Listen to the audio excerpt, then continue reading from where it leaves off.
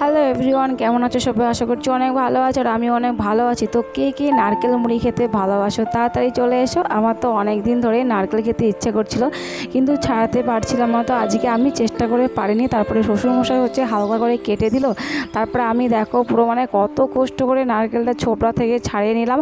আর হাত তো পুরো লাল হয়ে গেছে, আর কি বলবো, পুরো ব্যথা হয়ে গেছে। তারপরে এই যে ফুটো তো করতে হবে, রসটা বার করতে হবে, কিন্তু দা দিয়ে হচ্ছিল না। তারপরে রিসতের দাদু এই যে এটা এনে দিল, জানি না এটার কি নাম। তো তারপরে এটা দিয়ে ফুটো করে পানিটা বার করে নিলাম।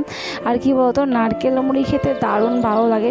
হালকা হালকা বৃষ্টি পড়ছে, তো খেতে ভালো লাগছিল। কিন্তু কি বলবো, এত আশা করে নারকেলটা এতটা কষ্ট করে ছাড়লাম, বাট দেখতে সুন্দর হলেও না, খেতে একদম মিষ্টি ছিল না।